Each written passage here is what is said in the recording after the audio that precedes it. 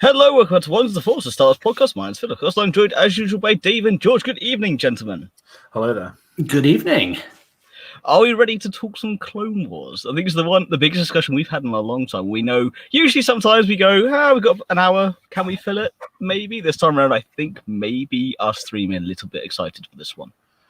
Yeah, I mean, we've got an hour and a half to fill this one, so it's going to be longer than our normal show. We've kind of been excited for this for a long time. Obviously, this is the return of the greatest Star Wars series released at this moment in time. It's the Clone Wars. For those that couldn't read the description, couldn't guess the thumbnail, read the title. It's back in 5 days. I don't think any of us 2 years ago could have said that. No. We're back for a final season in 5 days. Not even back, the final season. None of this pre-rendered celebration exclusive they kept doing, which was lovely. But we have fully animated with dialogue, with a finished script, with a finished... Yeah, it was nice to have like Son of Darth Maul, Son of Dathomir the comic. You also have Dark Disciple the book, and of course the two pre-rendered ones, of nearly rendered ones, which was Crystal Crisis, Son of Power, and Bad Batch. But no, to have a full series, to have it all there waiting for us, 12 new episodes. Yeah, a little bit excited. It's going to be an amazing thing. I've been looking forward to more and more to come up. And the fact that now it's next Friday, we're going to be able to go in and watch an episode of Clone Wars again is something to be held. It really is. It's nice. Obviously, we've all got our flights. Dave is currently en route to America, as you can tell by his cockpit photo. The throne room on his personal jet. I mean, you know, we were doing these videos when it was announced. We were all shot together. And it does make me wonder that, you know, we're going to have, obviously we know we've got Bad Batch, we've got a couple of arcs, but rather than looking ahead to tomorrow, we're here to look back at, 12 years ago, which is terrifying. It really is. It is. It began in 2008 with a movie, which we will talk about. Yeah. The first, you know, forget the Solo and Rogue One. This was the first theatrically released Star Wars film that wasn't the Skywalker. I mean, in theory, it's Skywalker saga, but let's have a quick gander into the past. Did anybody watch this at the cinema? I absolutely did. And do you know what one of the weirdest things about watching it was at the cinema? The Warner Brothers logo at the start. Yeah, that was a strange thing to behold. I'm not gonna lie. Sorry. Go on, Dave. I'm just gonna say. I mean, we all know these were 3 episodes that were pushed together for a theatrical release because that's what they wanted at the time to try and get it out there. Are the best 3 episodes they could have chosen? Absolutely not. Is it well told? Is it animation great? Did it introduce characters well? I don't think any of that kind of worked for those 3 episodes or that movie. But yeah, I went to see it, and it was kind of like, it'd been a long time since I'd seen anything Star Wars. This is the first new Star Wars I'd had for a long time since episode 3 had finished. So it was nice to get it, but yeah, I don't think it quite struck the landing they were hoping. No, it definitely did not. George, did you see it in the cinema? That's the question. No, I was 12 years old. I'd just seen the Dark... was this before or after Dark Knight? It was the same summer. Yeah. And I just remember seeing a trailer. I was like, oh my God, there's this new Star Wars film coming out. And it was back in the days, not YouTube, StarWars.com. Fond memories of watching the episode 3 trailer on there. And I was like, it's animated. Now, I will say some records. I'm not snobby. I've never been big on animated films. I've always loved Pixar. I've liked the series and Rebels. I've seen less than half of the Disney 56, whatever number they're up to these days. Never been big on the animated genre. It's just a personal thing. I just prefer live action. I will still watch them. But I did not see this. I did not see this for a couple of years. I know I'm kind of leapfrogging into the actual series now, but I remember when they announced Maul was coming back, and I remember seeing a trailer, and it was on Facebook back then. You know, you got your news on there. It was on the internet before Twitter. There was a time before Twitter, and everyone was crazy. Oh my God, Darth Maul lives! And I was like, this can't be true. Darth Maul was cut in half, you know. And everyone's like, no, it's real. And then there was a trailer. And I remember hearing, and it was like red. I don't remember too much of the trailer. I remember Darth Maul was like, okay, that's that Star Wars show. And now we're in 2011, and I was signed off school. I was in year 10, sorry, showing my age, like 14, 15 years old. And I had 2 weeks. I had 2 weeks off ill. I can't remember what from, but I was actually sat in bed for 2 weeks. And back then, obviously, we didn't have Sky. You couldn't really watch Clone Wars because it wasn't broadcast properly over here. You didn't really have Disney Plus. You didn't have streaming services. You had to go on websites such as Mega Video, if anyone remembers that. You used to be able to watch 70 minutes and then it would refresh for half an hour. And I remember I watched this Star Wars animated. And I'd seen the original between episode 2 and 3 animated, the 2D stuff. And I really enjoyed that. But I remember, okay, there's a Clone Wars film. I'll watch this first. And I'd never, again, Star Wars discourse wasn't really a thing. I don't know that many people hate the prequels at this point in my life. But they'll live them now. You lucky soul. And I just remember watching this film. I was like, I hate this girl, which we're definitely going to talk about soon. But it's Star Wars, and there's a war, and it's the Clone Wars, and then this website said they're up to season 4, and I was like, whoa, like there's 4 seasons of this, and obviously I'm signed off ill. And I remember over the course of like a month just watching this Clone Wars show, and then my issue is that I hate watching shows live. I stopped when I caught up to the real life. What's the word? What's currently live and what's not. Darth hadn't come back at this point. It was the Crystal Ball, and I couldn't be bothered. Anyway, I ended up going back to work when I was feeling better. It was fine. Not work, sorry, school. God, that is so amazing. And yeah, I did not see this, and I didn't go back to it. Not out of a bad thing. I just didn't get around to seeing it until 2015. The year Force Awakens came out when everyone was in on it. I remember buying the box set the first 5 seasons. I refused to spend £32 on the lost episodes because I'm not paying £33 for 12 episodes versus 30 quid for 5 seasons. And I was at that point, well, I'm against piracy. I refused to watch them online. So I'd actually see season 6 until about a week ago. But that's my kind of Clone Wars throwback. It was a very interesting journey, and we'll obviously get to discuss it soon. But I want to know what you guys thought after you watched the film. What point did you get really hooked? So for me, it's very interesting. I was at college at the time, went to see it with a friend of mine called Austin when it came out. So 17 at the time, again, showing my age a little bit there as well. Yeah, 17 at the time, 2008, went to go and see the film. Because all right, I've never missed a cinema screening of Star Wars. The only one I haven't been to with my dad, and that's purely because it wasn't a franchise film. And when I saw it, I was like, I didn't really want to go back and see it again. I enjoyed it, but I was like, this. It feels like Star Wars, but I didn't like Ahsoka. I didn't like, and we will get onto Ahsoka because she changed with a lot of people. Her character changed people's hearts and minds over the years, but I wasn't really hooked. When I saw it, I enjoyed it, but it was like, this really doesn't feel. I don't know. I was like, okay, this is good, but there's nothing attached to it. Why would I care about these characters where nothing's happened before? Since I didn't really know about the series existing. I then rediscovered it later on at uni through Robin. Who lent me the collection because he basically convinced me to watch it purely because I had said I'd seen the film. Of course, I wasn't really a huge animated TV show fan. That's like, it's a cartoon, not really for me. And I remembered the old 2D cartoon they had back on Cartoon Network. I used to watch it with my grandparents. Was like 2003, 2004, whatever that was. I was like, that was not very good. There's a couple of things that were cool, like Asajj that I liked, but again, I was like, this really isn't what Star Wars is for me. It's like, no, give it a chance, watch it. So I borrowed it from him, and then of course I was hooked from there. And yeah, I bought the lot. I bought all the I bought the box set of 1 to 4, then I got 5, and then I got the Lost Missions separately. My 5 has got a German cover because again, 5 is hard to find if you need to buy it separately. 6 is like the Lost Missions, as you said, is a really hard one to find. I managed to find mine on eBay, I think for like 15 quid or whatever it was in the end. But as soon as I started to watch the series, then I got it. I didn't get it from the film. When I started watching the show as a series, I got it. I got what it was about. I fell in love with it. And the characters and the writing and everything else was just on par. And we're going to get into that as we go along. But yes, the film itself wasn't for me when I saw it. But as soon as I watched the TV show, again, that was probably like 2015, I think, 2014, something like that. Maybe even, no, uni. So actually 2012, 2013, I think I watched it. Yeah, from now on in, absolutely loved it. Dave? I did not like the movie at all when I first saw it. This was my first I'd kind of, once the prequel films had finished, I kind of not fallen out of love with Star Wars, but it kind of moved on from it. Like, you know what, that's it, done now. Let's carry on, and we'll just go from there, and we'll move on. We'll be grown up. I was 30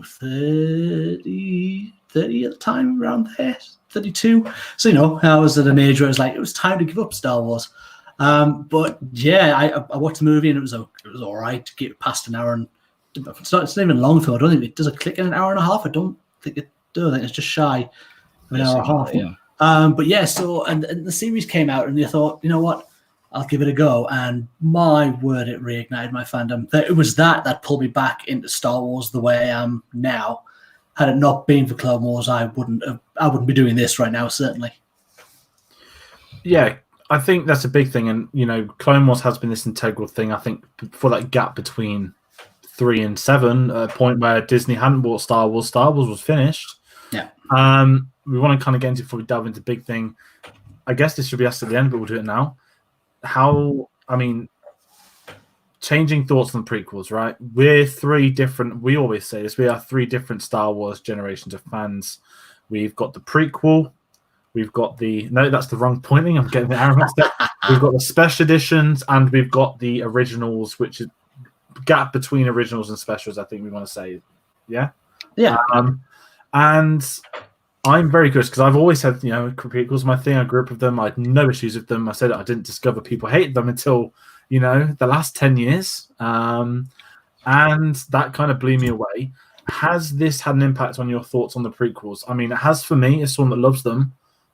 I think, well, again, this comes down to individual characters, but I think there are arcs and there are character development in this series which does such a good job of creating moments in episode 3. I think there are moments in episode 3 which work better thanks to the show. They worked by themselves anyway. But when you've got a question, you know, easy one. Anakin doesn't like the Jedi Council. We're not really sure. Episode 3, the only reason he dislikes them is because they won't make him a master.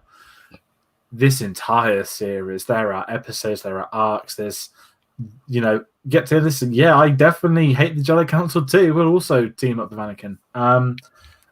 It's had a very good impact on the prequels, but I wanted to speak to you two to know, like, how has it changed your thoughts? Because I know, again, different generations, different thoughts on the prequels, growing up with them, whatnot.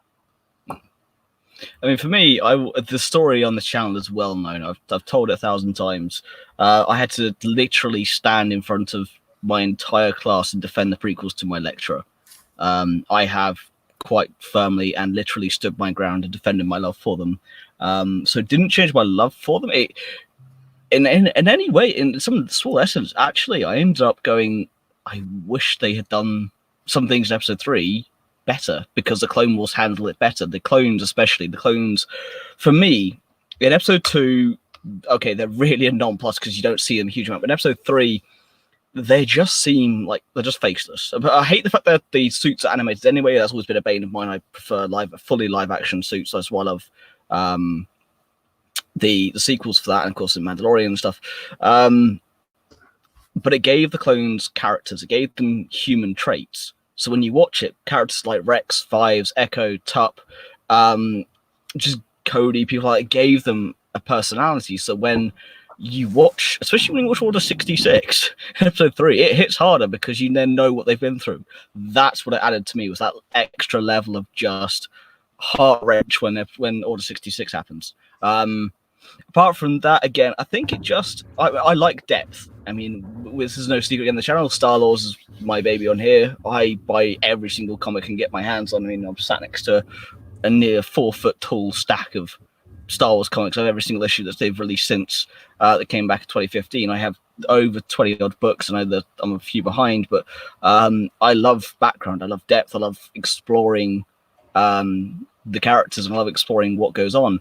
And it just added layer upon layer upon layer for me. And again, characters like Shark T, who had 3 different deaths in episode 3, she ends up having more of an impact. Again, if you watch the Clone Wars, it's just things like that added layers for me. Dave? The main take for me from it was Anakin's story. That, for me, gave you the biggest change of how you thought about the prequels. The prequels, his descent to the dark side is very quick once it gets started. he starts turning, he kills Tusken Raiders. He's a story about Darth Plagueis the Wise. He's in and he kills Mace Windu. Helps aid in the killing of Mace Windu. Well, technically, he kills the Tusken Raiders episode 2, Dave. Yeah, no, like, that's where his sort of dark stories start turning, Yeah. where he starts the downfall. But it's over those 2 movies. It's so quick that he decides to then be, okay, I'll follow the Sith Lord instead. This series gives you such a bigger story for Anakin and his fall, and you see it from the start. You see his determination, and then you start seeing little flaws in his character.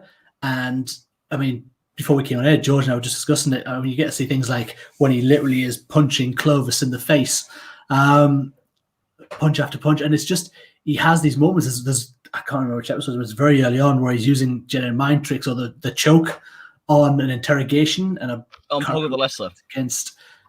Sorry, it's Poggle the Lesser. Yes, sorry, but yeah, and so there's all these little quips all the way through that just show his descent to the dark side in such a better way than the movies did.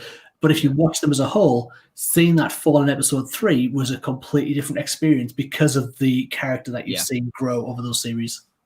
It does. Although we'll get on to story arcs later on, but it also does lend to why the Jedi Council couldn't really sense Palpatine, because they are so stupid in the Clone Wars series. So there's some bits are like, are you kidding me? Really? You can't see what's going on?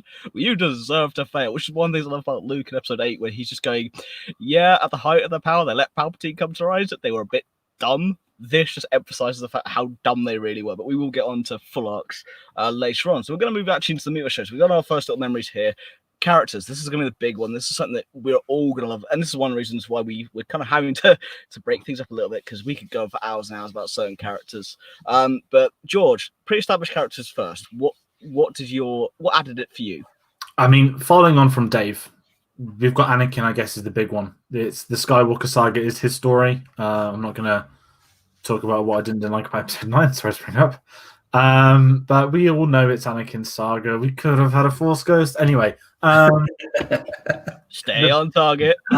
The big thing for me was, I mentioned earlier, there's such a big jump between 2 and 3. How do you fill that gap? And I think they did an incredible job. I think he's the main character of the Star Wars saga. And I think ultimately the Clone Wars, they don't have to be his point of view. I love the fact that Clone Wars is happy to bounce between Separatist point of view to Republic point of view to Clones point of view to such a unbiased way of jumping between everybody. But it knows at its core it's the story of Anakin.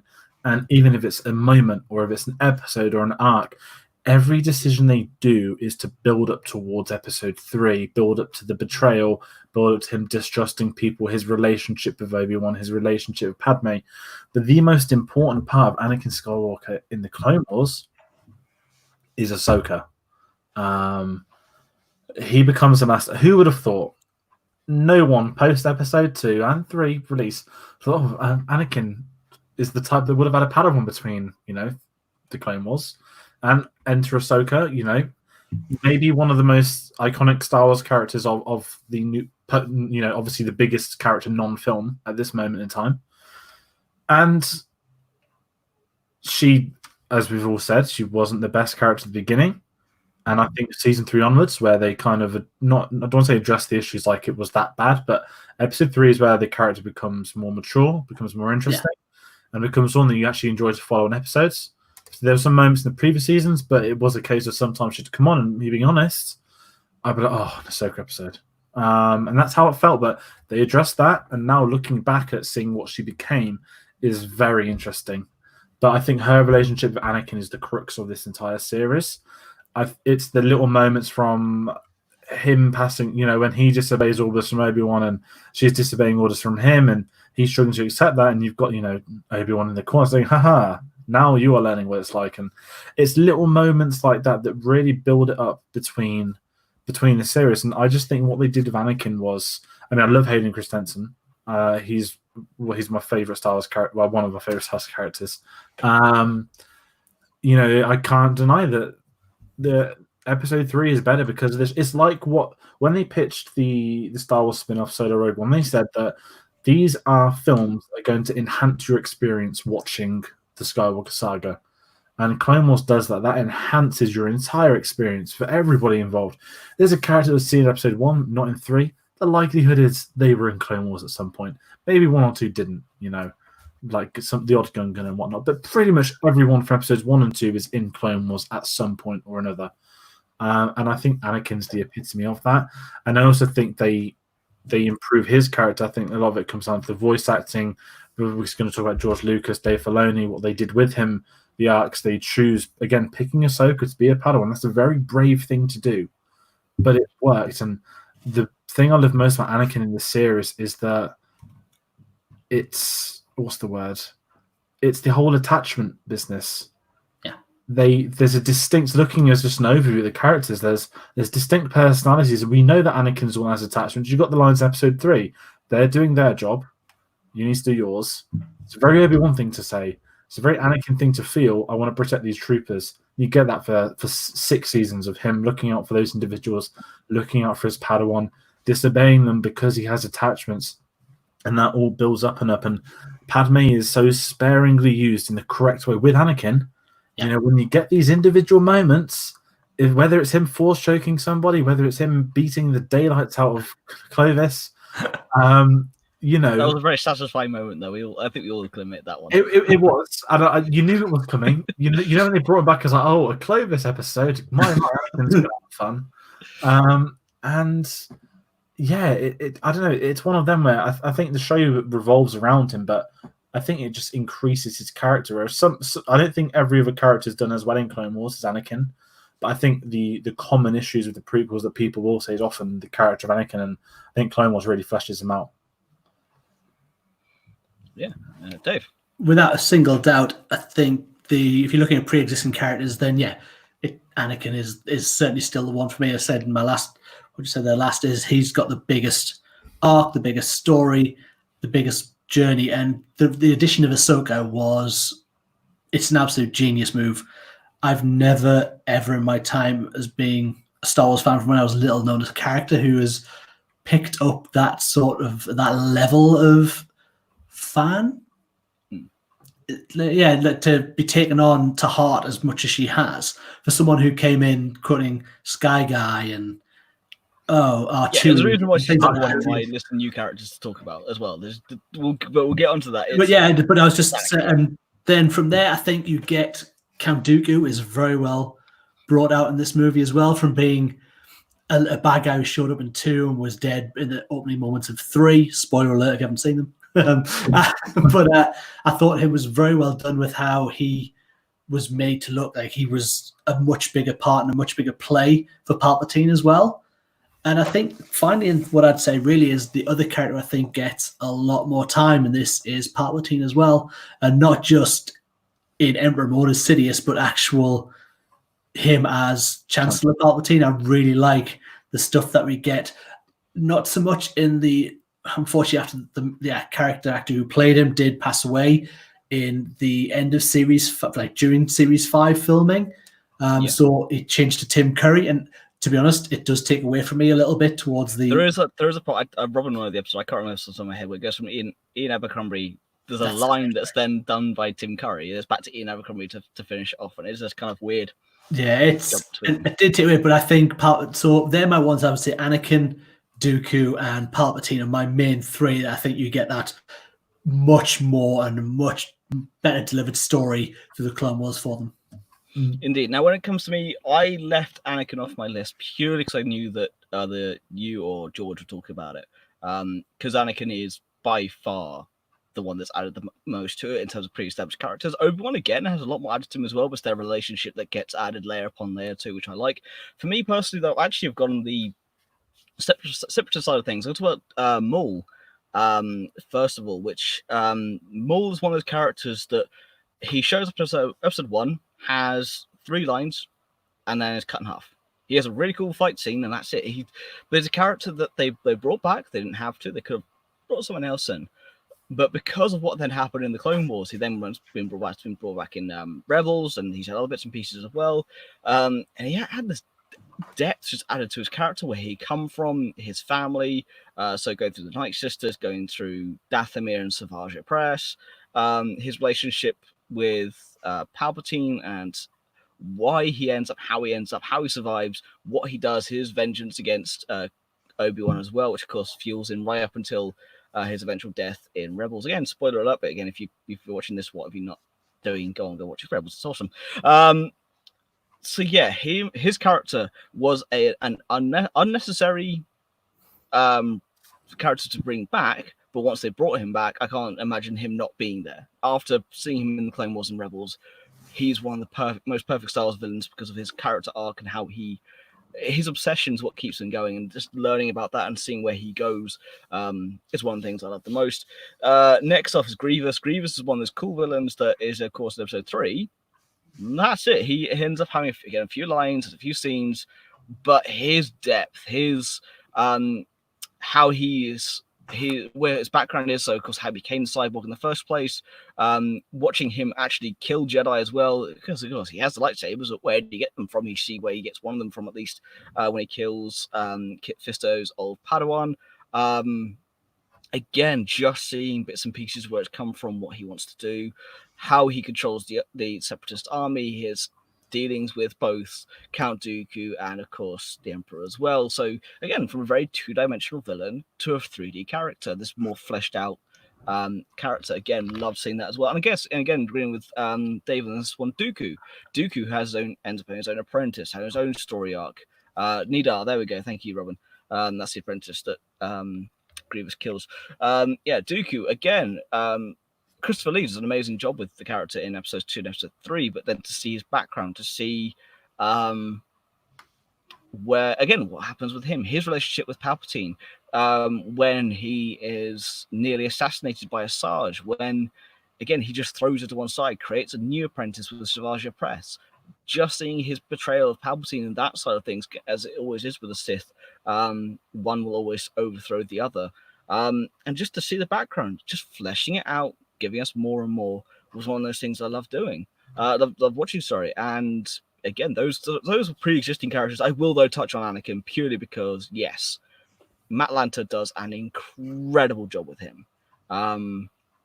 He adds so much depth to the character. His relationship with Padme throughout the series, again, lends more. Yes, he has much over the course of the 3 films, first of 1, 2, and 3. He has that relationship with Padme, but again, seeing more where it came from, his reaction. Again, we talk about the Clovis, but seeing his intelligence, seeing his actual battle strategy and things like that, to giving him more of a background. See his nurturing side.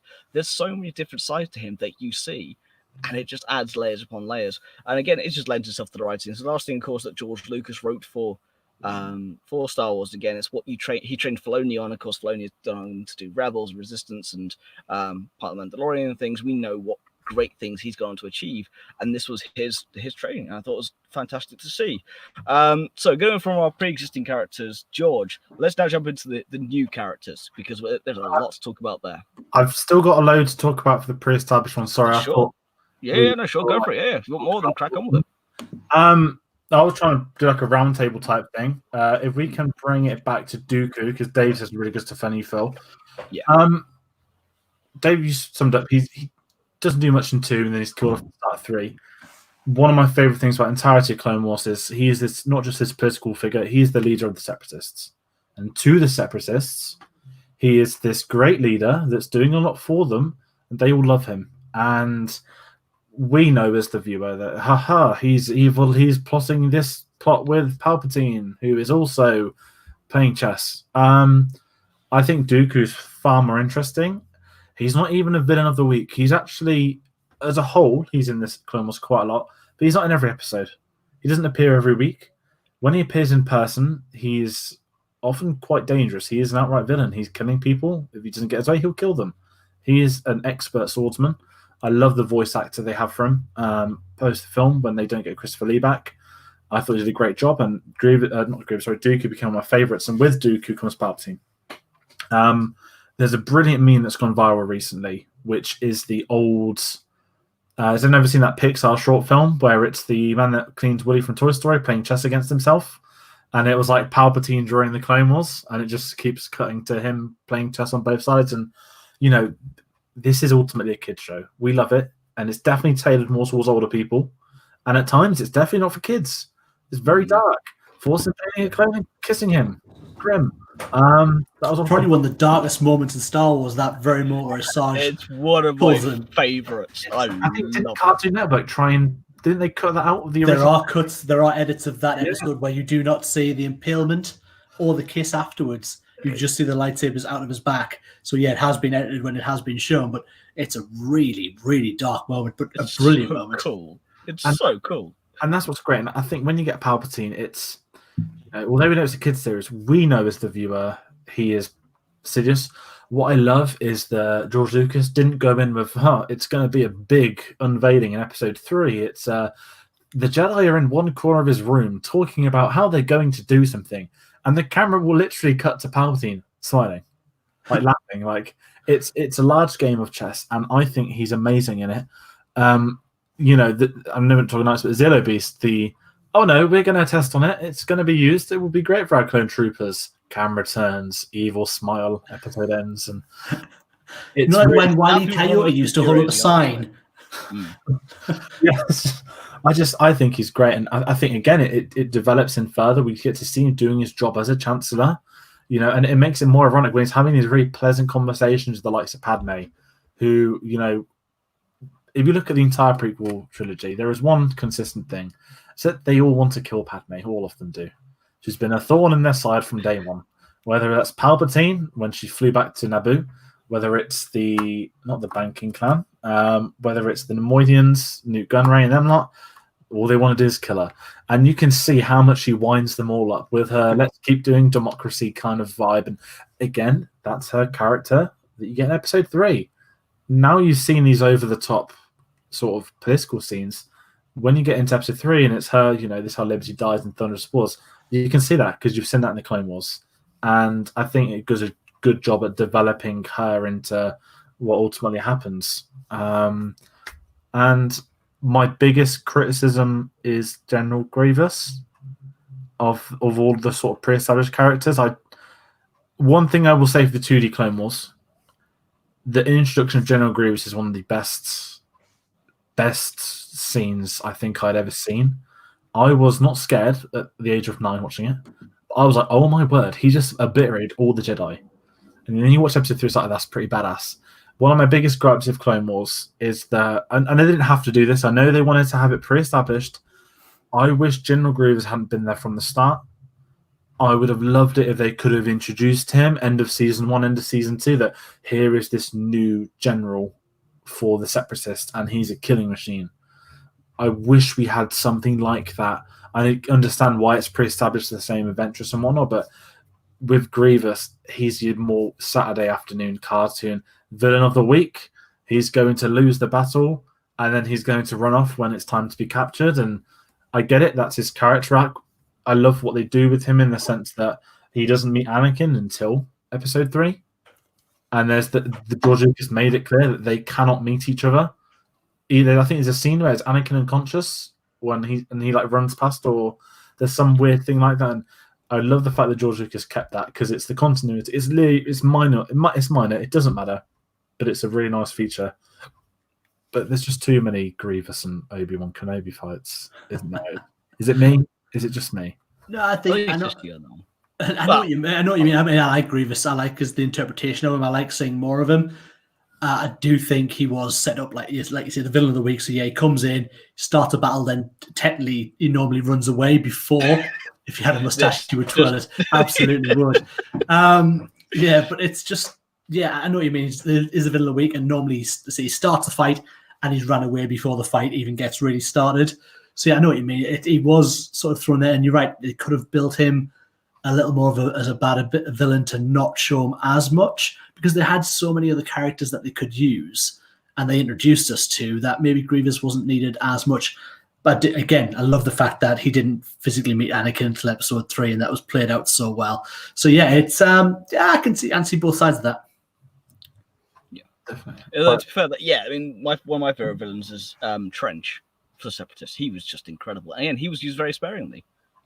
And they could have done that with Grievous. They could have done a little better, I agree. I just like them adding more to him, especially when he's in his own lair and you see all the extra arms and legs he has hanging about, and they kind of see that side of him. But yes, he was a bit kind of villain of the week. I will concede that point. I did like the Lair episode. I love the moment he kills that arrogant little twerp, putting it politely. Yeah. That's one of my favorite moments. Yeah, I love it as well. The entirety of Star Wars is, oh, I'm now a Jedi Knight. Yep. Like, is it Kit Fisto that's with him? Is like, yeah, Kit Fisto. There's a fishy kind of feel to the whole episode. Yeah. Oh, like Kit Fisto, he's just sat there like, don't underestimate. I'm gonna kill him, and he's like, no, please don't. And it's so funny when it happens. Like, you know it's gonna happen, and you just don't feel anything. It's like this little kid. Genuinely, that's not even a kid, is he? He's a Mon Calamari. You know, he's probably gonna be eating for dinner.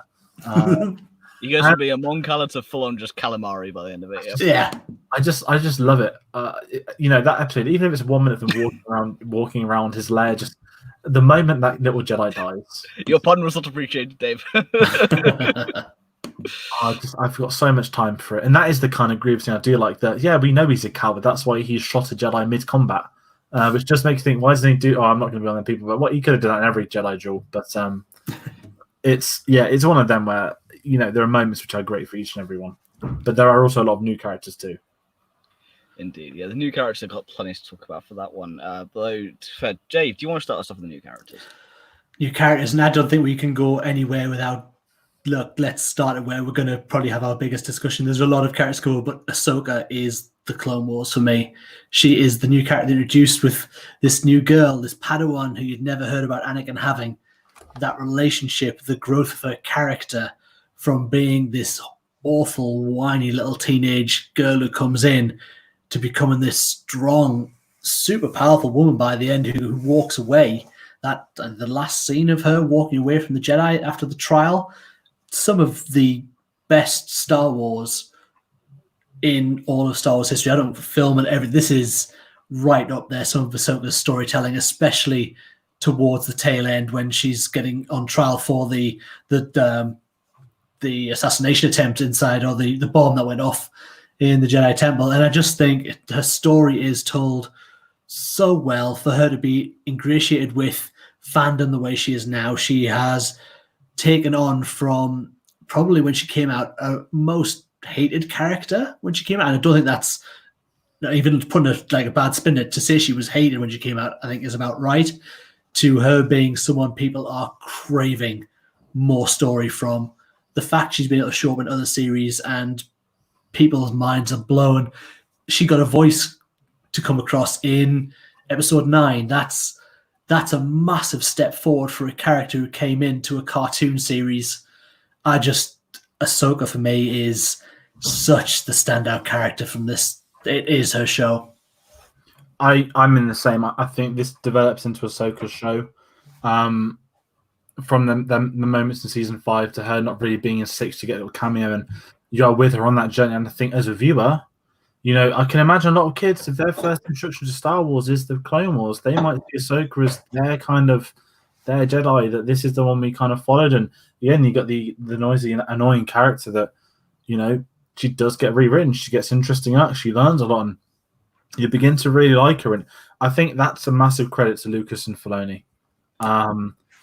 I think, you know, we tend to be very positive. You do get some, especially in Star Wars, you do get some very repetitive characters where, you know, they don't want to change things. I'm not going to specifically give examples of those, whether it be Rebels, Clone Wars films. Sometimes it's very easy to avoid a character and be like, they're liked by some other people, so we'll keep them the way they are. Ahsoka was, no, this is a protagonist of a show that nobody likes. So we're not just gonna kill her off. We're not gonna bring in a new Padawan.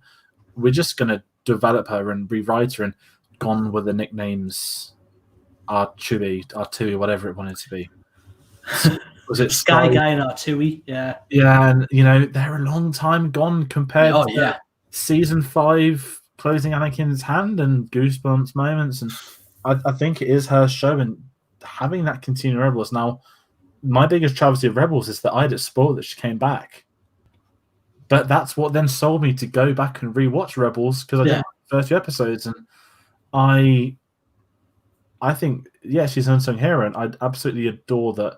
You know, new season 7 poster it's Ahsoka's poster. She is the character. She is going to fight Maul, and this is going to be her. This is going to be her season. I think. To me, the Clone Wars begins and ends with her. Obviously, going to find out what's happened. I want to quickly put up a comment before I go to Phil, because you might actually have the answer for this one anyway. Have you guys read the Ahsoka novel? Is it worth a read? Hell yeah! I haven't read it. I know the tidbits of it. Yep. I kind of stopped all Clone Wars future content, comics, books, whatever, because I had the back of my head one day they could bring it back, which we're getting. Obviously, I will then look into what I can that doesn't get into the season. But I don't know if you've read it as well, Dave. What I would say, if anyone is looking at that book and think I'll read it before Series 7 starts, do not. No. Because I think what you're going to get in Series 7 is played out in some of the... There are prologues to some of the chapters in the book, flashback, which cover pretty much what I think we're going to get in Series 7 of Clone Wars. So, yes, it's definitely worth a read. It's a young adult novel. It doesn't take long to read. It's really well done. And if you can, get the audiobook. Ashley Eckstein actually reads the audiobook. If you want the full immersion, though, if you want the full Clone Wars experience, I haven't listened to it. I've only read the book. Yeah. But it's by E.K. Johnston. She's done really well with the book. She's done a few other pieces as well. Go and read Ahsoka. Wait, as David just said, wait until after season 7, because there are certain pieces. Now, when the book was released, Clone Wars wasn't a thing in terms of coming back, and actually it was revealed at the panel. Now, we all date back to Star Wars Celebration 2016. I was at a different panel doing something different at the time, but Dave, do you want to talk about that Ahsoka panel you were in? Because I watched it back, and my God, has it got some goosebump moments in it. It's a weird thing, because at that point, you're right, Clone Wars was done. There was nothing more to be told for that story. And again, they kind of, if you go back, it is available on YouTube if you search for the panel. And it's just the whole story that they were going to give Ahsoka had Clone Wars not finished when they had to finish the series. But again, don't go watch that. If you haven't seen it, wait for 7 to finish. There is so much information that you already know going in with the Ahsoka book and that panel of what is coming out in Series 7. Certainly Ahsoka's arc, I believe, for myself, will be the last 4 episodes will all be this. Yeah, Siege of Mandalore. Well, what she says the last time she saw Anakin and Obi-Wan, that will be the end, potentially, of the series. Now, we'll get onto that, though, later on. I'm going to have my own little piece on Ahsoka now, because there are plenty more characters new characters I really want to talk about, especially with the clones and some other pieces as well. But Ahsoka's one of those characters, as I said, didn't like her really in the film when I first watched it. Now, when I watch the series back, I love it purely because I know what the character will become. I love it by the time you get to Series 4, when she's, I think it's Series 4, Series 5, when she's out with the younglings, getting their own kyber crystals, and she's taking on that role that Anakin took with her, of taking under the wing, teaching them what to do. Her interaction with some of the characters in the series, although, yes, she does, to grow to her human side, her kind of compassionate side that she learns from Anakin. And Anakin, does see in her as well. It's that relationship between master and apprentice that when she does leave, it breaks Anakin. And it's one of those things where you're telling you get to episode 3, he's lost so much that he can't bear to lose anyone else, which is why when he sees losing Padme, it makes that a bit worse. Of course, it's Palpatine behind the scenes pulling the strings.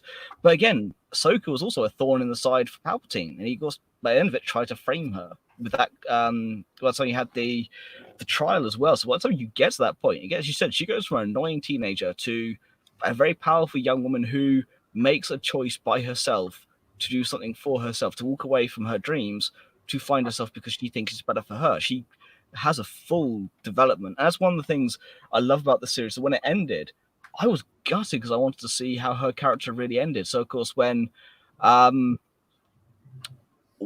the book was released, again, before they announced Series 7, is why I jumped at the chance to read it, and I absolutely adored the book. So when they finally announced the return last year, we all lost our minds for multiple reasons, and the ending of Ahsoka was one of them. But to move on from Ahsoka to other characters, I'm going to start off, I really want to talk about a character that, again, I think we all love, Captain Rex. Captain Rex is one of those characters, but of course, you don't see in episode 3. I think we'll find out why in this last part of the Clone Wars. I think I may know if I can do a bit of speculation. Yeah. I'm going to assume he takes the chip out of his head and goes AWOL. Yeah. I mean, I guess in spoiler for Rebels, there's kind of hinted at that with a couple of them. Command, I'm just going to jump ahead and give you some thoughts because you might not like what I'm going to say. I despise the fact that Rex is in Rebels to this day. I hate it. I never wanted him to survive. I don't think that's anyone's fault. I think had Clone Wars not have been cancelled, had there not been a Rebels, I think he was a goner in Clone Wars. I personally don't think Rex would have made it through. And that's not being nasty. I love that we get Cody in episode 3. It's a little bit of this delve into, oh, look, they named one. How nice. Obviously, like, then enter Clone Wars, it's like, wow, Cody, what a pathetic name. I love Rex in this, and I think his destiny would have been to have died at some point in the Clone Wars series, which would have been the most heartbreaking death of them all. Sorry to ruin both your days by playing that. But way to bring it down, man. The interesting thing, actually, I'm going to agree with you on that one, but only because if Clone Wars hadn't been cancelled, then I think he would have. I agree, he would have been killed off. So I think Rebels was that way of Filoni hanging on to some of that, and it was nice to see some of the characters come back anyway, some of the clones, because we knew some of the clones had survived, and it was cool to see how he survived. But I do agree with you that I think he would have gone. However, on the opposite scale, I love the fact that he came back because I love Rex. But I think with Rex as well, I mean, you get a lot of clones in this story that we grow with through this as well. We get to see clones that have left the Order, that have tried to set up their own lives, things like that. But Rex is a really good character.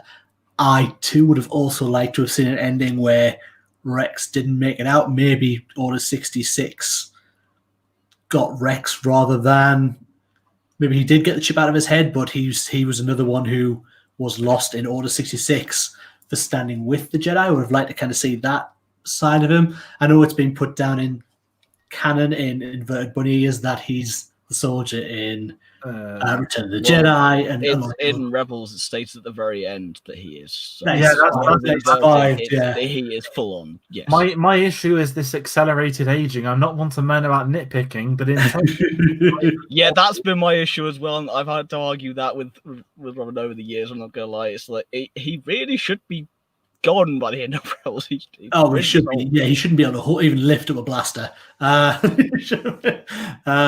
But hey, no, I mean, yeah, as a character, I love Rex. I love the relationship the clones have. Like Fives one I was going to talk about as well. Fives' death is the one that gets me the most in the Clone Wars, just because it tugs on your heartstrings. To see where he's come from, and to see the fact he knows what's going to happen. So when good soldiers follow orders happens, it's just this. It's hard to explain for those who haven't watched the Clone Wars what the impact of his death was, but then to see what happens to Rex and see what happens to the rest of the clones, see what happens to Anakin, the fact that Fox has to put him down, the fact that Palpatine is paranoid that the secret's going to get out, and the fact that Kaminoans again are paranoid is going to get out. It's this, oh no, what's going to happen next? And when he does, in Fives, you get brought in rookies back in season 1. So I got a batch of shinies, and it was you go from that through a full character arc to then see him take away. It's not good. It's one of those deaths that really pulls at the heartstrings for me personally, anyway. Yeah. Sorry, yeah, I was going to say. I mean, yeah, it takes me right back. Because I mean, we get, depending on which order you watch the Clone Wars, if you watch them as they were set initially, obviously they do jump all over. So it's sometimes hard to kind of grasp your characters. I know George has just watched them in chronological order, and you get rookies at the very beginning. And that is this perfect introduction to how they want you to view the clones. And that episode for me is a standout because of the interaction of the clones, and that you start to learn more than these are just the same people with helmets on. The personalities behind them are all different. And yeah, I love the clones, not just Rex, but I really like the interpretation of clones in this series. No, that's the big thing. They humanize the clones, which is, criticism of the prequels is always just two faceless CGI armies going up against each other. Go to episode 3. Okay, yes, we don't have, many of these named ones left. We get Cody, but it gives levity again to those. Obi-Wan, they're just following orders. Anakin, well, that the whole point of the Clone Wars series has been to humanize these people, and even if it's them followers, even if it's them doing their job, that's one individual that has died or survived and has now got a chip in his head. And it's one of them really sort of tragic Star Wars stories that we know from episode 1. Their purpose is that we get an incredible season, the bonus episodes. We get the arc where they go a little bit into Cypher Diaz to go learn a bit about Count Dooku, and I love seeing some of those sort of political, how were they created. The Jedi were aware they were created by the Sith, and it's like, oh, we can't tell anyone. That's not going to look very good, is it? Imagine the publicity on that one. And then you get episode arcs of the dodgy Camino, and so let's just give us some money. We'll make 5 million more of them. The clones are an integral part of this series, and even the droids to a degree. I love the droids. I know that they are definitely the childish humor, but those B1 battle droids, there are some brilliant one-liners that you do get across. Oh, they go completely in episode 1 from just automatons that have no personality to I just got promoted. It's that kind of it goes from one extreme to the other. But yeah, I do agree. The droids did get more humanized, but the point was to humanize the clones more, and they did a really fantastic job of doing that. And by the time you get to some episodes, we're going to talk about our favorite arcs later on, and I'm going to talk about Umbara at length because it is my personal favorite by a long shot. And to see some of the things they did with the characters was good. Moving on from the clones, though, I want to talk about some of the other characters we had in this show. I'm going to talk about one that's a firm fan favorite, and that's Hondo Ohnaka. Hondo, for me, is one of those characters that ever since I first saw him, I wanted more. And the more they brought him back, the more I wanted to see him then return in Rebels, to see him have that lovable two-sidedness, to see his dark side as well, though. When you have him taking over the ship with the younglings on, he goes, just kill the children. It's their crystals are valuable. I don't care about them. So you have that darker side to him, but again, he warms. And by the end of it, you're dealing with. By the time you get to Rebels, you're dealing with characters like, really, it's Hondo again. When the Rebels show up, it's like, yeah, he's Hondo. Though he does betray us now and again, he has good intel. And again, in the Clone Wars, you have that relationship between Anakin and Hondo, and Ahsoka and Hondo as well. Everyone to an extent as well. That kind of begrudging respect for one another. And I think it's fantastic. Hondo's one of those characters that, for me, it's why he now has Galaxy's Edge. He's one of those fan favorites that's written in that you can't get rid of because he's just too good. Do you think he would have survived Clone Wars had they got the full 8 seasons, which George Lucas had planned? I think so. Yeah, with Phil on that one as well. I think he would have got out as just one of those cool pirates, like in the vein of Lando. That sort of pirate, smuggler, but not the worst guy in the world, so not deserving of a death.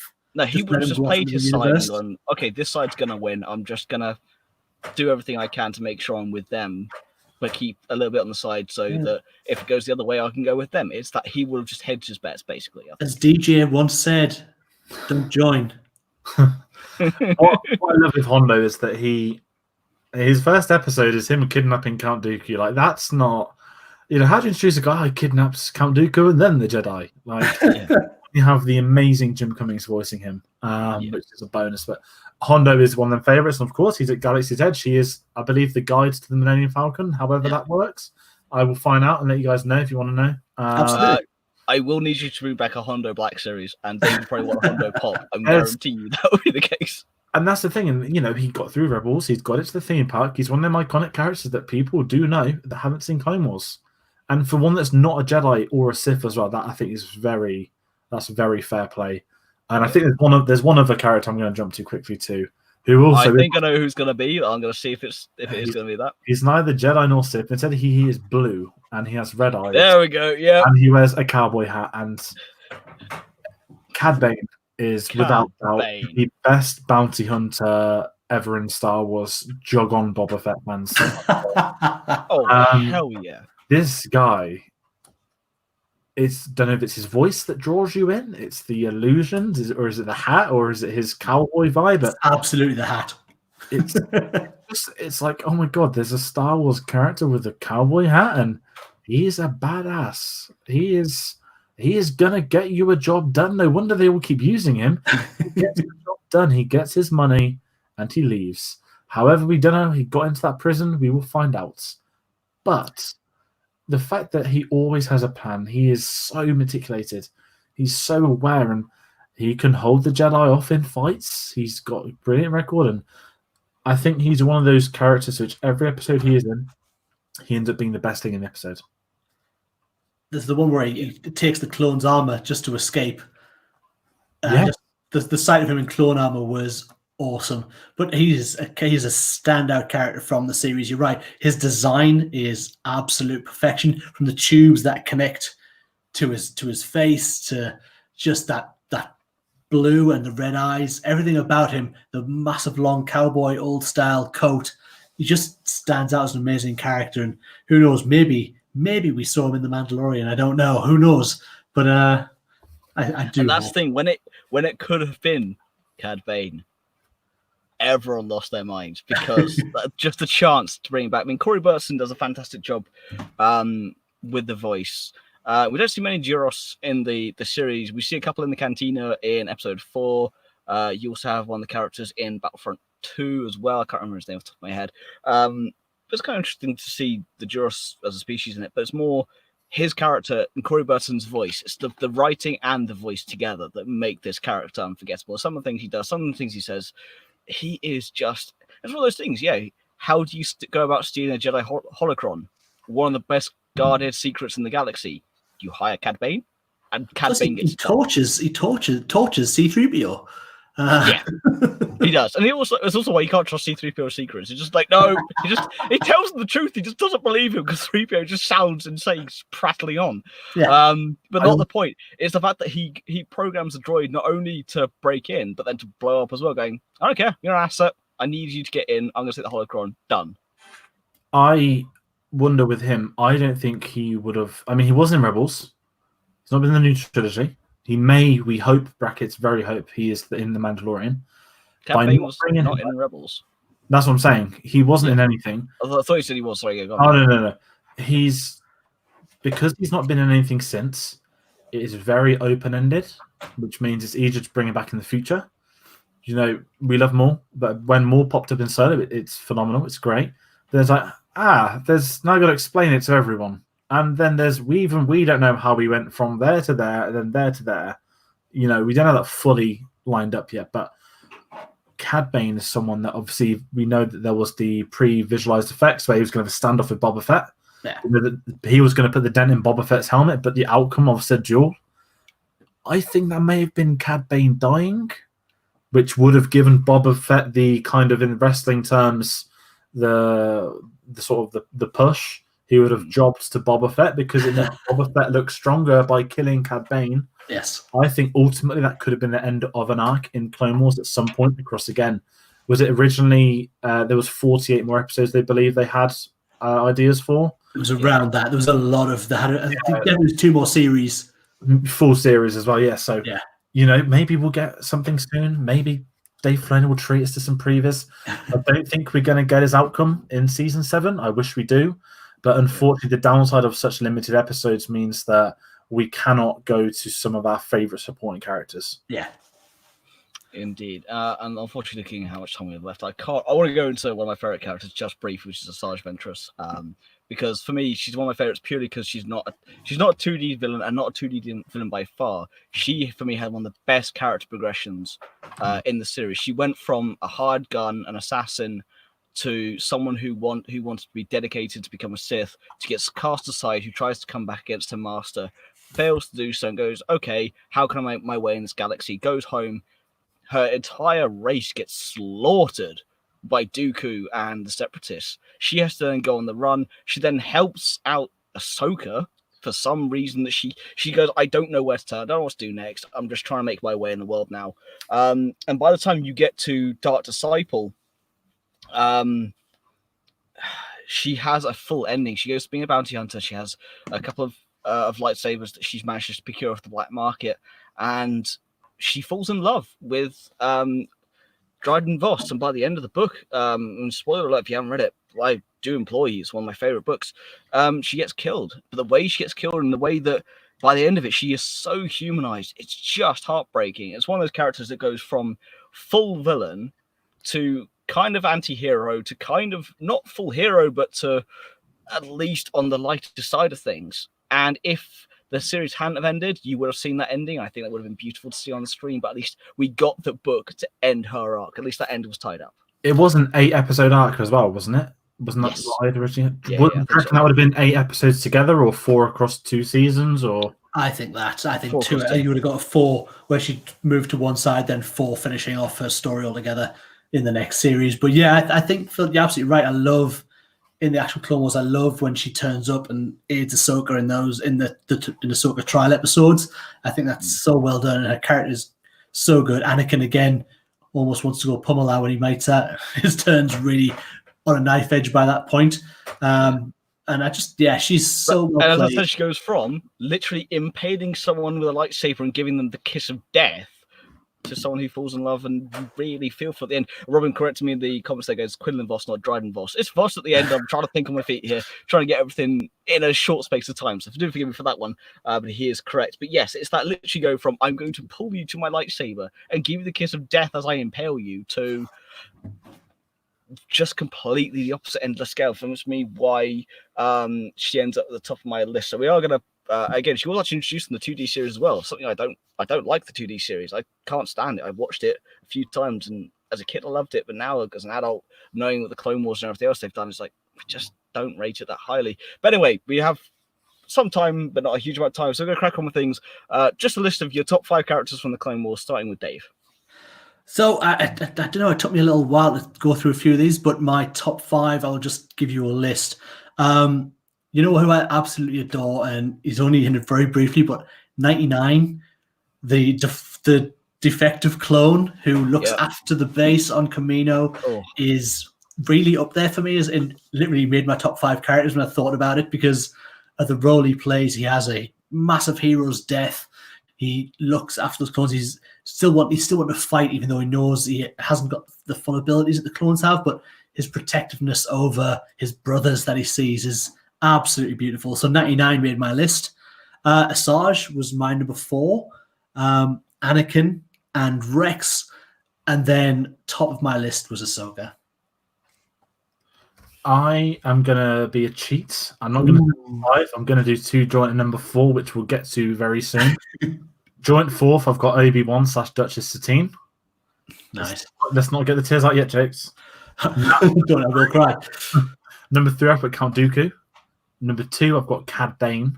And number 1, Anakin. Ahsoka, literally, it's Obi-Wan or Ahsoka. It's not anything. It's great. Ahsoka's more Star Wars, everything now, more so than Clone Wars. But I'll discuss the choice of Obi-Wan Duchess. So I've not spoke about Obi-Wan much, but he's definitely more of an arc kind of character in this series. But anyway, Phil. Yeah. Although, again, as a great moment from the Clone Wars, when it is Duchess and Duchess Satine and Obi-Wan, they go, whoever kills me is a cold-blooded murderer. Anakin just kills for fun. He's like, Funny. oh, Anakin is like, what? He's going to blow up the ship. It's like, It's the foreshadowing. It's the foreshadowing as well. Like, oh, it's great. It is great. So at number 5, I have Cad Bane. Number 4, I do have Ahsoka. 3 is Rex. 2 is Hondo, and number 1 is Asajj. I like how we didn't have the same number 1 character. I like that. Yeah, I thought we'd all have Ahsoka and Anakin in there somewhere. Anakin, just because of the other characters in the series, there are other characters I like that I put Anakin on the back burner as a way of it is all about him. Let's see who else you get as a bonus. I think that's how I did my look there. But we're going to move on to story arcs now, and there are an awful lot to talk about this. We'll talk about our least favorites later, and we are going to be very short on that side for a very good reason. We'll talk about favorite arcs. Unless this one's favorite, this one else's least favorite. Dave, let's go to you first, shall we? Let's do you, shall we? Because we know what you're going to say, and we're going to disagree. So we're on my favorite arc in all of Clone Wars. Before we get there, this is the moment that's been coming for a long time in Wands of the Force history, by the way. So let's just do this now. Come on, Dave. Mini. This could be like an hour if we had to. Oh, hell yeah. Could have been the ending to the Skywalker saga. Oh, dear. It could have been. I had a real, actually, well, yes, they are joking. Yes, my favorite is the Mortis trilogy, and we'll go there in a second. But to be honest, Mortis trilogy and the trial of Ahsoka, the ending of that story, are literally on a par for me as my two favorite arcs of the entirety. But yes, absolutely, I love the Mortis trilogy. I adore the story behind it. I like the myth behind it. I like the how they use the Force and the visions and the brother and sister and father and how they make that. It is full of religious overtone and darkness and light and this clash, and I love it. And I would quite happily, we will at some point do a whole episode, and I could do essays on this thing. I love it so much, and I know you guys are the complete opposite end of the spectrum, but yeah, for me, Mortis is right up there. I'm more in the middle between you two, I think is a fair way of saying it. I appreciate the lore, the vision of George. This is George Lucas all over. This is a planet in their head, which is the Force, the living Force, all the Force, midichlorians everywhere. I get why this is divisive. It didn't work for me personally. I know there's a lot of fans behind it, Colin Shriver included, and I totally understand that. I don't know what it is that never clicked with me. I just wasn't interested in the character of. I wasn't interested in the father, son, daughter. What I did love was the angles with Anakin, specifically his vision of the future, which is maybe one of the best scenes in the entirety of Clone Wars. And then you get the clouds turning into Darth Vader's behind him. That 1 minute is incredible. The Liam Neeson cameo, cameo we never had in episode 3 that was meant to be. If you hadn't had that motorcycle crash, we'd have had Force Ghost Qui-Gon at the end. I would never remember that moment at the cinema. I was 8 years old. When? When Obi-Wan Kenobi said so happily, Qui-Gon, I was like, oh my god, Liam Neeson's here. And no, it didn't happen. For those of you who are listening back on the audio part, we have a comment there from Robin saying Dave is the daughter, Phill is the son, and George is the father. Because, I'm about to have my piece now. I'm in the middle of you two. Exactly. You're the father. I'm going to start off with the positive of, yes, that scene with Anakin is one of my favorite scenes in the Clone Wars. That foreshadowing is great. That's about it. I hate vehemently the fact that the Force has gods. The fact that it is this whole Father, Son, the Holy Ghost kind of part to it. I'm like, are you kidding me? It is, no, cannot stand it. The Force, the living Force, I can get behind. Midichlorians, to a small extent, is kind of an extension of the living Force in a way, and they retcon it in a few pieces here and there to kind of make it so. But that for the literal to be actual literal gods, and then for them to have time travel as well when it comes to Rebels. I mean, I cannot stand it. It's one of those arcs that just infuriate me, especially by the time the end of it, it's all nonplussed at the end of it, so you can just forget about it existing. I can quite happily skip those episodes and the characters forget that it happened anyway. So it's fine.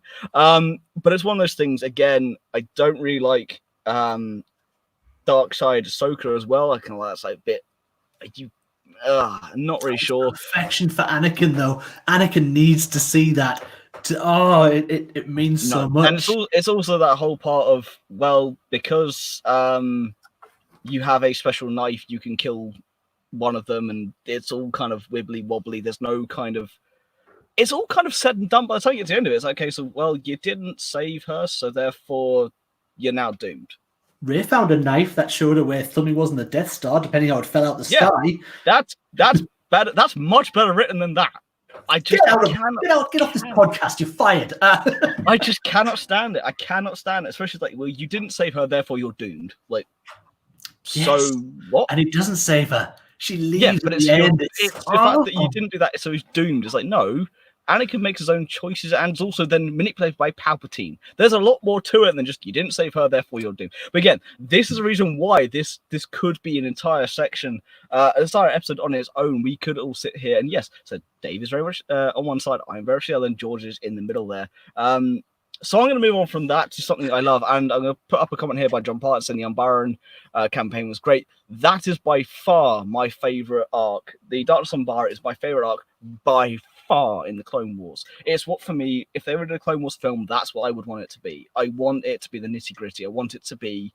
It's the fact that Pong Krell has had this vision. He knows what's going to come. So he goes, well, I'm not going to waste my time here. I'm going to side on the side of the Sith. You have the fact that he just goes, you are just numbers. The fact that he talks to Rex as his number, not as Captain Rex. The fact that he regards the clones as just faceless troops, but he does it in such a way of they are discarded assets to him. That's all they are. He wants the war won, and he wants the war won in a way that will get it done decisively. He doesn't care for the cost of life. He doesn't care for the cost of.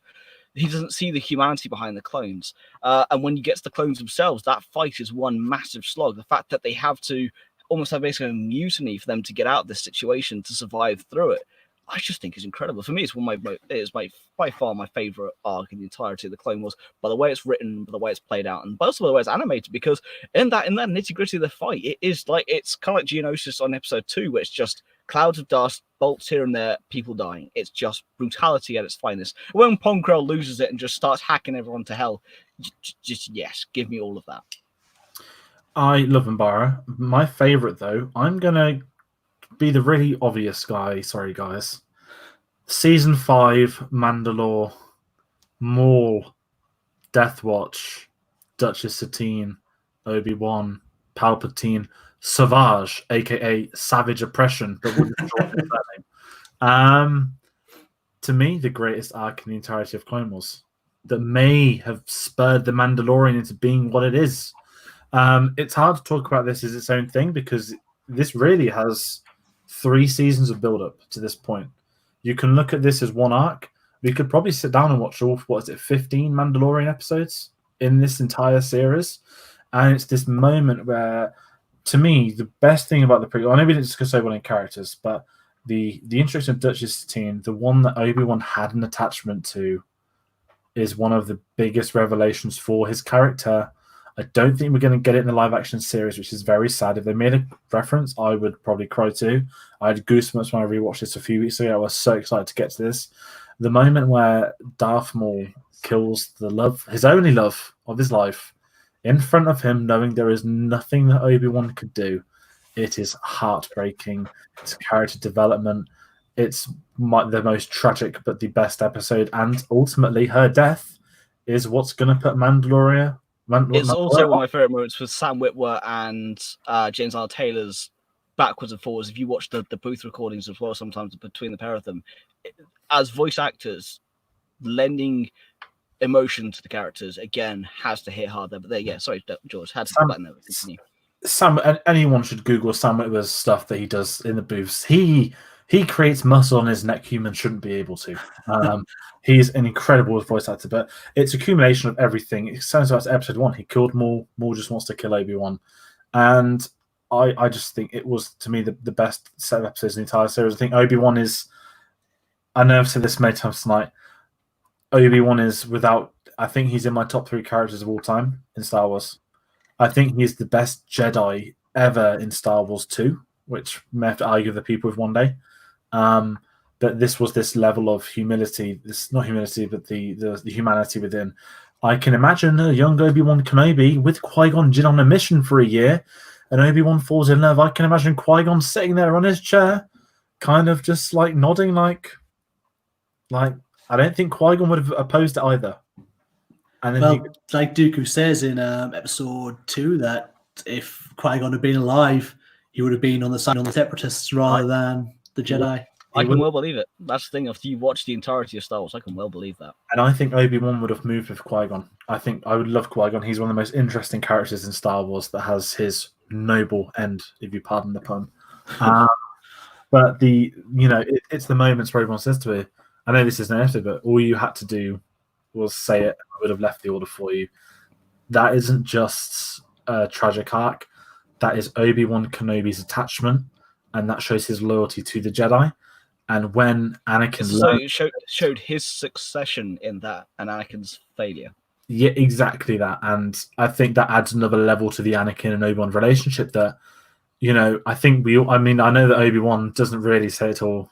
Episode 3, the classic Anakin is the father, isn't he? That's one of my favorite lines of the prequels. I think deep down Obi-Wan's known about it for quite a while, but it's the moment he tells Padme, just I'm denied going it to to himself. kill him now. Like, yes, I'm going to kill your husband.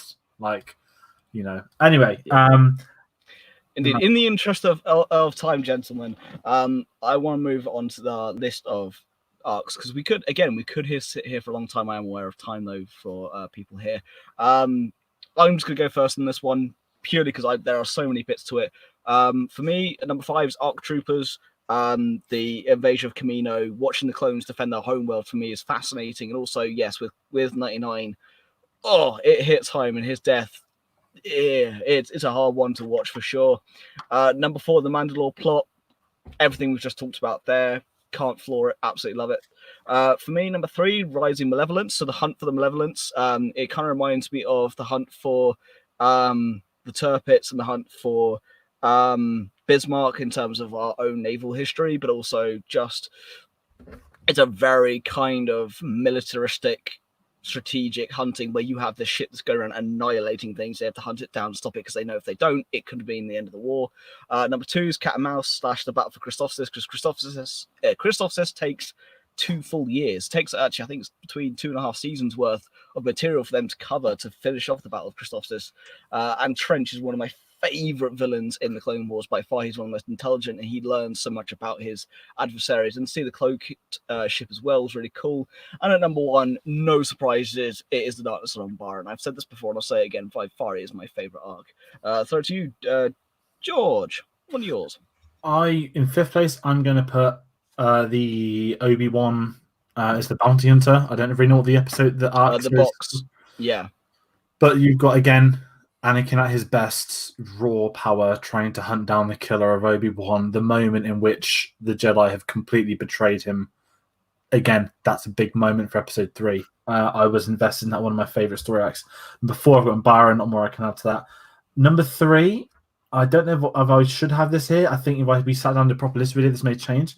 I've got the Saw Gerrera episodes. I think there's as George Lucas always says, it's like poetry, it rhymes. Anakin taught Saw Gerrera how to be a rebel.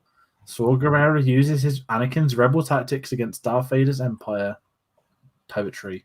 Some great episodes. Number 2, almost made it my number 1. The Citadel. My words. I didn't think Tarkin would be in Clone Wars. It made so much sense for him to be in Clone Wars. Oh yeah. But a fantastic addition. On the nose dialogue of Anakin, but very interesting dialogue, steals every scene. And we have Jedi Master Peel mauled to death by a cat. What a noble, Qui-Gon's noble end. Master Peel's also got a kind of end. Then he gets chucked into lava, and that's his funeral. No ghost for you, my friend. And then obviously, as I said before, the Mandalorian season 5 arcs, the best to me. Yeah. That's everything. Mine were fairly. I mean, we've covered a lot of them. The broken up arc, but the arc of the clones from rookies going right through to the Kamino invasion, and then after that, again, you're right with excuse me, Mandalore and the Siege of Mandalore, the Death Watch. All of that is superb. I also have the Umbar arc in there as well, because you're right. Peel is just the annihilation of the clone troopers, the darkness where they can't even see who they're shooting at, and there's helmets on them. I just love it. And then it comes down blue to and blue, and that one again that gets you. That I know what you're referencing there. Ponkrell's evil, but that blue and blue action where it's clones fighting clones. Yeah, they're shooting at each other and they have no idea for a while, and it's brutal. And then, my top 2 favorite, which were the Trial of Ahsoka Tano and Mortis. Yeah, you're wrong with number 1 choice there, but that's a different matter altogether. No, all very good arcs, and we could sit here for there's so many hours more. There really are, yeah. I mean, Clone Wars, yes, it does bless us with some of the worst of Star Wars. I will say that. We're very positive, but there are some things you cannot unsee. However, it also has some of the best that ever has been of Star Wars to go with it. Tailor-made is, without doubt, as a whole, one of the greatest Star shows. Now, obviously, we're here to hype up Season 7, the final season. A bit of a broad question. What are all, not necessarily predictions, but what do you guys want to see from Season 7? I know that's quite vague. We know ultimately where it ends. Order 66. But is there anything like specifically you guys want to see? It really is a tough one because, excuse me, it is a tough one because I think we kind of have it mapped out what we're kind of getting already. We know we're getting the Bad Batch. We know we're getting the Siege of Mandalore. And then we'll probably get a little bit of mission in between the two. I think they're going to be the two big story arcs of the 12 episodes we get. I can't wait for the ending of the telling of Ahsoka's story in the Clone Wars. From what I know has happened, I do think we're going to see I think we will see Order 66 play out in the Clone Wars again. We might see different Jedi from what we saw in Episode 3 going down. I think we will see other Jedi being attacked at that point, but we'll get the same timeline because if it goes by what happens in the novel when Ahsoka gets given the 501st, Order 66 happens while we've seen her fighting more in the trailers, not a spoiler. While she's fighting more, Order 66 happens at that point, so we'll see that. I think we will branch off a little bit into Episode 3 as well. I think we will get some coverage of the battle over Coruscant. I think we will see some of that, which I think would be really nice for it to tie in when you see the movie as well. So I think it's going to work really well, but I'm really, really looking forward to see that Ahsoka arc play out. I'm in the same camp as Order 66. I want to bring back the pain. One of my favorite moments of Star Wars last year was the flashback on the Jedi Fallen Order game. When you do Order 66, sorry, I didn't think this is meant to be a spoiler, but if it is, I'm sorry. You do Order 66 of Cal Kestis. There's this tragic moment, which is the most ironic moment of the year, where literally a minute before it happens, the clone's like, high fives him, and that moment was like, oh, we're about to get Order 66, aren't we? It was so I have watched that cutscene to see out of curiosity, and oof. But I mean, I'm not spoiling the ending. We've already had spoilers in the channel. But I really think we've got to learn these Jedi.